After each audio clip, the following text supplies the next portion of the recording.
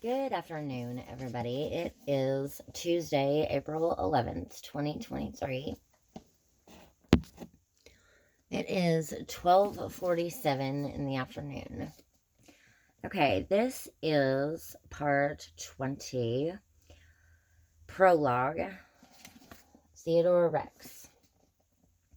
Loeb announced the Secretary of War. Roosevelt willingly cast aside his newspapers. Elihu Root was one person on the train he felt he could talk to freely. Soon, both men were deep in conversation, swaying in their seats as the train sped south. About 9:30, its momentum slowed so that a farm boy was able to race it through the fields, waving a flag. The outbuildings of an arcade, New York, came into view, followed by a little railroad station. Almost reluctantly, the train stopped.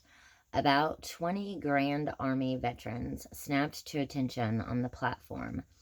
Their ancient tunics looked pinched and trussed, but they held themselves stiff with respect for a fallen comrade. A few much younger soldiers stood to one side. Their uniforms were intimately familiar to Roosevelt. He had worn that khaki himself, hand-tailored by Brooks Brothers in the Spanish-American War. He drew the blinds, afraid they might salute him rather than McKinley. For 10 minutes, while the locomotive took on water, Roosevelt and Root sat in semi-darkness, listening to the sound of a band playing, "Near My God to Thee." Evidently, they were to hear little else on their long way to Washington. Between strophes, there was a crunch of boots in the gravel, and an older soldier's voice called quaveringly, "We're all heart-sore for Major McKinley." Much as Roosevelt coveted the respect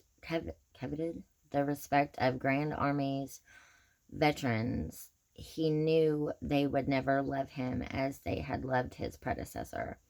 McKinley had marched with them at Anaheim when Teddy Roosevelt had been but a child in a suave suit.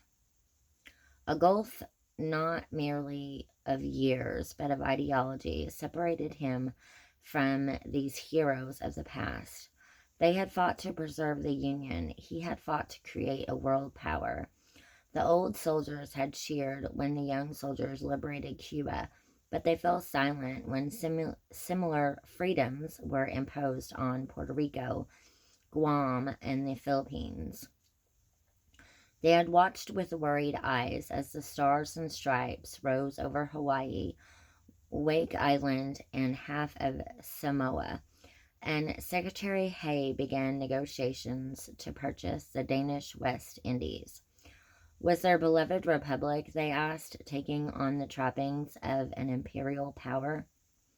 The ideological gulf had yawned even wider when the young soldiers persuaded McKinley that occupation of Spain's former colonies should continue well beyond armistice. Cuba and Puerto Rico would need 2 or 3 years to perfect new constitutions and build independent economics. The Philippines would need much longer, half a century perhaps. 7 million largely illiterate tribesmen could not be left to govern themselves without reverting to the laws of the jungle. Powerful commercials, strategic and moral arguments to this effect had been advanced by the young soldiers, Theodore Roosevelt prominent among them, campaigning for McKinley's re-election. They had trumpeted the islands as new markets for America's superabundant production, cited naval research in favor of a global defense system, and looked to Congress to ensure that America would hold on to what the Supreme Court euphemistically called its unincorporated territories. Okay, so that is all for part 20, Prologue, Theodore Rex. Thank you for watching.